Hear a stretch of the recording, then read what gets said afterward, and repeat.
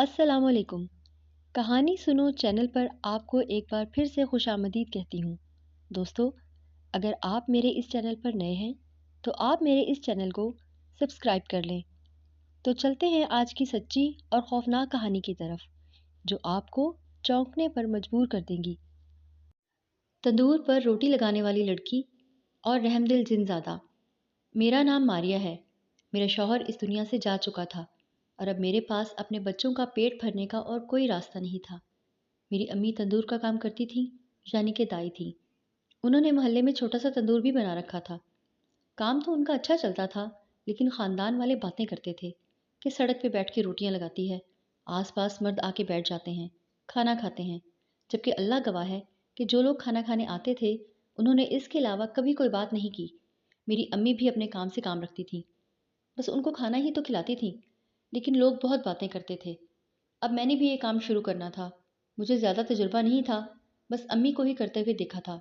शुरू शुरू में मेरे हाथ बहुत जलते थे, मैं बहुत तकलीफ़ में रहती थी, लेकिन बच्चों की शक्ल देखती तो फिर हिम्मत करके काम करना शुरू कर देती थी। एक दिन मेरे तंदूर पे एक आदमी आया। मैं अकेली बैठी थी, मेरे पास ज़्यादा लोग नहीं आते थे। अभी शुरू के दिन थे, इसीलिए ज़्यादा लोग नहीं आ रहे थे। मेरी अम्मी के हाथ का तो खाना इतना मशहूर था कि लोग दूर दूर से भी आते थे, लेकिन मेरे बारे में भी किसी को पता नहीं था। खाना तो मैं भी बुरा नहीं बनाती थी। वो आदमी आके बैठ गया। उसने काली चादर की हुई थी और मुंह छुपाया हुआ था। कहने लगा कि थोड़ा सालन और 2 रोटियां लगा दो। मैंने उसके लिए खाना रख दिया। वो खाना खाने लगा। उसने फिर मुझसे पानी मांगा और थोड़ा नमक भी। जब पैसे देने की बारी आई तो कहने लगा कि मेरे पास तो पैसे नहीं हैं, मैं तो बहुत भूखा हूँ, गरीब हूँ। मैंने दिल में सोचा कि एक ग्राहक आया और वो भी ऐसा, जिसके पास पैसे ही नहीं हैं। फिर मैंने सोचा कि बेचारा भूखा होगा, गरीब लग रहा था, गंदी सी चादर की हुई थी। मैंने कहा कि कोई बात नहीं। मैंने कहा कि पैसे नहीं हैं तो कोई बात नहीं, आपने खाना खा के आपके नसीब का था। उसने मुझे एक नज़र देखा और कहा कि तुम्हारे पास तो कोई ग्राहक भी नहीं बैठा, फिर तुमने मुझे इतनी आसानी से मुफ्त खाना क्यों खिला दिया? मैंने कहा क्योंकि मुझे पता है कि जब भूख लगती है तो कैसा महसूस होता है। घर में मेरे बच्चे भी भूखे हैं, मैं उन्हीं के लिए तो यहाँ पे बैठी हूँ। उसने कहा कि अल्लाह तुम्हारी मदद करेगा। मैंने कहा बेशक, और वो वहाँ से चला गया। मुझे नहीं पता कि वो कौन था, लेकिन अगले दिन फिर से आ गया। मैंने कहा कि लगता है आज भी इसके पास पैसे नहीं होंगे। फिर मैंने उसे खाना खिला दिया और उसने यही कहा कि मेरे पास पैसे नहीं हैं। वो फिर से चला गया। लेकिन जब तीसरे दिन आया तो मैं सोचने लगी कि मुझे उसे कहना चाहिए कि रोज़ रोज़ मुफ्त खाना खाने आ जाते हो, पर मैं ना बोल सकी। 3 दिन तक मैंने उसे मुफ्त में खाना खिलाया और चौथे दिन मैं ये देखकर हैरान रह गई कि आज मेरे तंदूर पे बहुत सारे लोग आ चुके थे और उन्होंने कहा कि खाना खिला दें। कम से कम भी 7-8 लोग थे। इतने लोगों की ही बैठने की जगह थी। ये लोग उठे तो 7-8 लोग और आ गए। फिर मोहल्ले से एक बच्चा आ गया। उसने कहा कि 20 रोटियां और 10 लोगों के लिए सालन पैक कर दें। दुकान लेके जाना है। अगर आपका खाना पसंद आया तो रोज़ यहीं से ले जाया करेंगे। हमारी दुकान करीब है, वहाँ मज़दूर काम करते हैं। मैं बहुत खुश हुई। मेरा काम चलने लगा। मैं फिर एक दिन मैंने ये एक बहुत ही अजीब हरकत भी देखी। वो ये कि मेरे जैसे ही अपने तंदूर में छोटी सी लकड़ी डालती, मेरा तंदूर फ़ौरन जल जाता। मैं हैरान रह जाती थी। ये तंदूर तो नया था और सुनने में आया था कि नए तंदूर को तो बहुत ज़्यादा गर्म करना पड़ता है, लेकिन ये बड़ी जल्दी गर्म होता है और बहुत देर तक गर्म रहता था। लकड़ियों का खर्चा बहुत ज़्यादा था, लकड़ियाँ खरीदनी पड़ती थी। मेरे पास कोई ऐसा भी नहीं था जो लकड़ियाँ तोड़ के लाए। इसीलिए अब जब से तंदूर ज़्यादा गर्म रहने लगा था, लकड़ियों का खर्चा बच रहा था।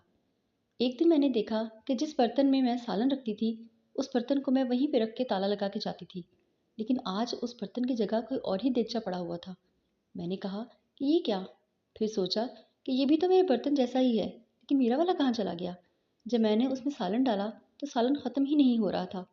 सालन में इतनी बरकत पड़ गई कि मैं हैरान ही रह गई। मैंने सबको खाना खिला दिया, दुकान वालों के लिए भी भेज दिया, अपने घर के लिए भी निकाल के ले गई। लेकिन सालन था कि ख़त्म होने का नाम नहीं ले रहा था। मजबूरन वहीं रख के जाना पड़ा, क्योंकि मेरे घर में तो फ्रिज भी नहीं था। सोचा था कि सालन ख़राब हो जाएगा, लेकिन जब वापस आई तो सालन बिल्कुल ठीक ठाक था और मैंने अगले दिन भी वही लोगों को सालन खिलाया। मेरे बहुत ज़्यादा पैसे बच भी रहे थे और बन भी रहे थे।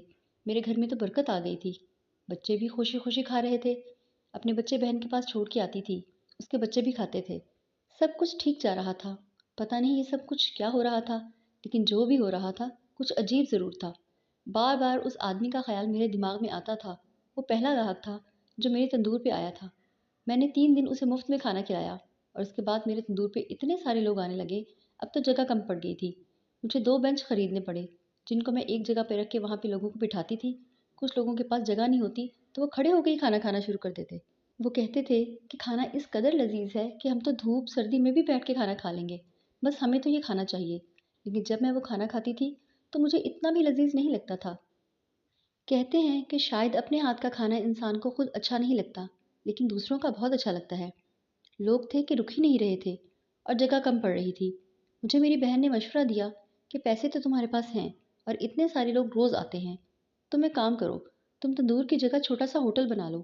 میں نے کہا کہ لیکن جگہ کہاں سے ملے گی؟ تو ان لوگوں میں سے ہی ایک آدمی نے بتایا کہ یہاں پر ایک جگہ خالی ہے، یہاں پہلے ہوٹل تھا لیکن زیادہ چلا نہیں، لیکن اگر آپ وہاں پہ بیٹھ جائیں تو آپ کو بہت فائدہ ہوگا، وہاں پہ ساری کرسیاں برتن سب کچھ پہلے سے ہی موجود ہے۔ میں نے کہا پھر تو وہ جگہ بہت مہنگی ہوگی، لیکن جب اس کے مالک سے بات کی تو اس نے نہایت ہی کم دام بتائے۔ مجھے لگ رہا تھا کہ وہ مذاق کر رہا ہے۔ میں نے کہا کہ سیٹھ صاحب مذاق نہیں کریں، ہم غریب لوگ ہیں۔ اس نے کہا بھی مذاق کیسا، مجھے اتنے پیسوں میں یہ جگہ بیچنی تھی، میں آپ کو بیچ رہا ہوں۔ اب میں اپنا ہوٹل بنا کے بیٹھ گئی اور لوگوں کی بیٹھنے کی بھی تنگی نہ ہوتی اور بہت زیادہ لوگ آتے۔ کھانے کی تعریفیں دور دور تک ہوتی، بڑے بڑے ہوٹلوں کے سامنے میرے کھانے کی تعریفیں ہوتی ہیں۔ بڑے بڑے ہوٹلوں کا کھانا میرے کھانے کے سامنے کچھ بھی نہیں سمجھا جاتا تھا۔ ہم لوگ کرائے کے گھر میں رہتے تھے، ہم لوگوں نے زمین لے لی اور زمین پہ اپنا گھر بنانا شروع کر دیا۔ بچوں کے کپڑے، گھر کا سامان، کھانے پینے کی چیزیں، سب کچھ آ رہا تھا، برکت پہ برکت پڑتی جا رہی، لیکن یہ سب کچھ بہت کم عرصے میں ہو رہا تھا، اس لیے مجھے شک تھا کہ کوئی نہ کوئی گڑبڑ ہے۔ ایک دن میں صبح صبح ہوٹل پہ آ گئی اور اپنا کام شروع کرنے لگی جب وہی چادر والا آدمی مجھے نظر آیا۔ میں اس کے پیچھے بھاگ اٹھی۔ میں نے کہا تم نے کچھ کیا ہے نا؟ تم کون ہو؟ مجھے بتاؤ، مجھے ڈر تو بہت لگ رہا تھا لیکن مجھے میرے سوال کا جواب چاہیے تھا۔ اس نے کہا میں 3 دن سے بھوکا تھا، تم نے مجھے 3 دن تک لگاتار مفت میں کھانا کھلایا، یہ تمہاری اچھائی کا پھل ہے جو آج تمہارے ساتھ ہو رہا ہے۔ میں نے کہا لیکن تم نے یہ سب کچھ کیسے کیا؟ اس نے کہا میں انسان نہیں، ایک جن زادہ ہوں، تو مجھے ایک بہت اچھی خاتون لگی ہو جس نے مشکل میں میری مدد کی، اور اچھے انسانوں کے ساتھ اچھا ہی ہونا چاہیے، ہم لوگ اچھے انسانوں کی بڑی قدر کرتے ہیں۔ میں نے کہا تم جھوٹ بول رہے ہو۔ اس نے کہا اگر میں جھوٹ بول رہا ہوں تو پھر اس دیگچے میں سے کھانا ختم کیوں نہیں ہوتا؟ کیوں آدھا شہر تمہارے کھانے کا دیوانہ ہو گیا ہے؟ اور کیوں تمہیں اتنا بڑا ہوٹل چند ہزار روپے میں مل گیا؟ میں نے کہا مجھے ڈر لگ رہا ہے۔ ڈرنے کی ضرورت نہیں ہے، جو آپ کی مدد کرے اس کے لیے ڈرنا نہیں چاہیے، اور تمہارے ساتھ یہ سب کچھ ہی ہوا کیونکہ تم نے ایک انسان ہو۔ میری آنکھوں میں خوشی کے آنسو آ گئے، میں نے اس کا شکریہ ادا کیا، مجھے اس کا چہرہ آج تک نظر نہیں آیا تھا۔ میں نے کہا میں تمہیں دیکھنا چاہتی ہوں، تو اس نے کہا نہیں، تم مجھے مت دیکھو، تم مجھے دیکھ نہیں پاؤ گی، بس میں ہمیشہ تمہارے ساتھ رہوں گا، تمہیں کبھی بھی کوئی مشکل ہوئی تو میں تمہارا ساتھ دوں گا۔ میں نے شکریہ ادا کیا اور وہ وہاں سے چلا گیا۔ کبھی کبھی وہ بھی میرے ہوٹل پہ آ کے کھانا تو کھاتا تھا لیکن میرے علاوہ کسی اور کو دکھائی نہیں دیتا تھا، مجھے بڑا عجیب لگتا تھا۔ پر پھر میں کچھ سال ہوئے تھے اس نے آنا چھوڑ دیا، لیکن اب میری زندگی میں سب کچھ ٹھیک ہے اور کسی چیز کی کمی نہیں ہے۔ میرا ہوٹل مزید بڑا ہو رہا ہے، بچے پڑھ رہے ہیں، جوان ہو رہے ہیں، گھر بن گیا ہے، سواری بن گئی ہے، نام مشہور ہو گیا ہے، خاندان میں سب عزت کی نگاہ سے دیکھتے ہیں۔ بے شک ہمارا رب بہت عظیم ہے، وہ ہماری چھوٹی سی نیکی سے اتنا خوش ہو جاتا ہے کہ ہماری مدد کرنے کے لیے کسی کو بھیج دیتا ہے۔ میں نے صرف اسے مفت میں کھانا ہی تو کھلایا تھا، لیکن میری اس چھوٹی سی نیکی نے میری ساری زندگی بدل دی اور آج ایک اچھی زندگی گزار رہی ہوں۔ آخر میں یہی کہنا چاہوں گی کہ انسان کو ہمیشہ دوسروں کے ساتھ بھلائی کا معاملہ کرنا چاہیے، کیا پتہ کہ کب اس کی کوئی نیکی اللہ کو پسند آ جائے اور اس کی زندگی کے ساتھ ساتھ اس کی آخرت بھی سمجھ جائے۔ اسی طرح کی مزید دلچسپ اور خوفناک کہانیاں سننے کے لیے ہمارے چینل کو لائک اور سبسکرائب کریں تاکہ آنے والی ہر نئی ویڈیو کا نوٹیفیکیشن آپ کو ملتا رہے۔